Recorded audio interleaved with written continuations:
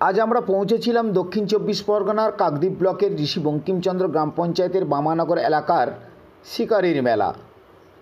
এই ঐতিহ্যবাহী মা শীতলা বিশালক্ষী পুজোর সঙ্গে মেলা যে চলে এবং কত বছর ধরে এই পুজো হয়ে আসছে, আর তার পাশাপাশি এই মেলা যে হচ্ছে সেই মেলার ছবি আমরা তুলে ধরেছি।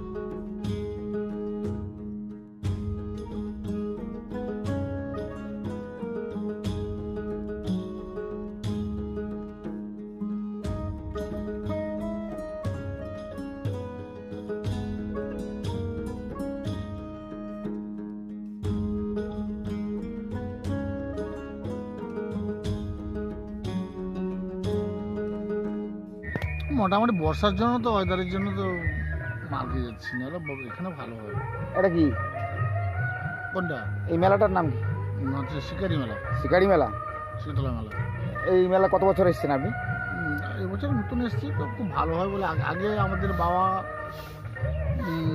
এখানে যাত্রা করে গেছে, তখন রড ফিমেল চাক লাইট ছিল, যখন লাটকাটাই মেলা তো বহু পুরাতন মেলা। কিন্তু এবছর মেলায় সেমন লোকজন দেখতে পাচ্ছি না। বর্ষার জন্য তো এগুলো গোটা দাগ হয়েছে, মেলা দোকান ধরতো না। কি নাম আপনার? সুকুমার দাস। মেলার নামকরণ কেন হলো? শিকারি মেলা বলে কেন লোকে? ওই ঠাকুর, ওই জগন্নাথ দাসের, তার নামটা শিকারি, কত টাইটেলটা শিকার, এবং এখন হয়েছে দাস। আগে জঙ্গলে বাঘ হরিণ শিকার করতে যেত, এরা আগে জঙ্গলে বাঘ হরিণ শিকার করতে যেত। এগুলো তো পুরো জঙ্গল ছিল, তা ওই মা নিজে এইখানেই আবির্ভূত হয়েছে, তাই উনি পুজো করে, সেই থেকে ওনার নাম হয়ে যায় শিকারির মেলা। এটাই হচ্ছে কথা। কি নাম আপনার? আমার নাম স্বপন ভূঁইয়া। আপনি কি দিয়েছেন? আমি বাতাসা সন্দেশ দোকান। হচ্ছে মেলায় তো দোকান দিয়েছেন টুকটাক টুকটাক। কত বছর এসছেন এই মেলাতে? বছর 6-7। মেলায় ভালো বেচাকেনা হয় তো? এবছরের মেলা কেমন হয়েছে? খুব একটা সুবিধা হচ্ছে না? এই মেলাটা কোন মেলা? শিকারি মেলা।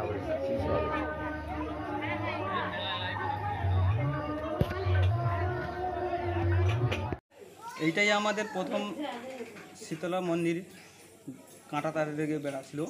এই মন্দিরে আজ 90-95 বছর আগে আমার দাদু ঠাকুর দ্বারা পূর্বপুরুষ করে আসছে। আর এই পূর্বপুরুষ করে আসার পরতে আমাদের এই 3টে পরিবারের সহযোগিতায় সকল লোক করছে। আমাদের এই 3জন পরিবারের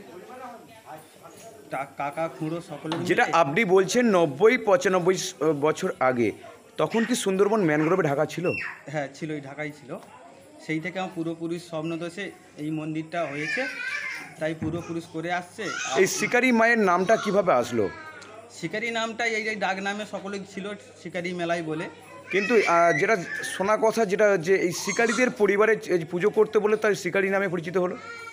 আমাদের এখানে স্বপ্নদোষ ছিল, স্বপ্নদোষেই দেখা দিয়েছে যে এখানে শিকারি মায়ের মেলাই করাতেই।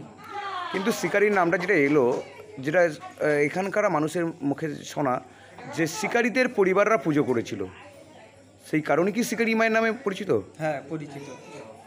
আপনার নাম? বহু দূর থেকে আমাদের বহু চলন আছে, প্রতিমা আছে, কেউ দান করে যায় এখানটায়। কিন্তু সবাইকে হচ্ছে মনস্কামনা পূরণ হয়? হ্যাঁ সকলেকে সব যা মনস্কামনা পূরণ করে। আপনার নাম? আমার নাম মিঠুন আড়ি। কি নাম? মিঠুন আড়ি।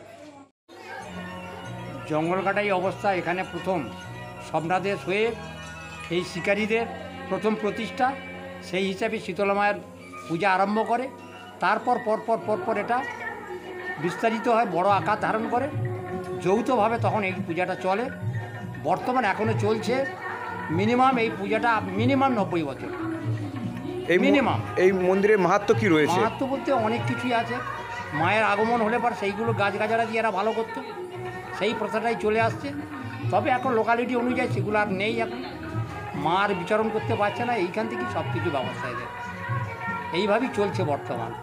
আপনার নাম? আমার নাম শ্রীমন্ত সাঁতরা। কে হন এই মন্দিরের?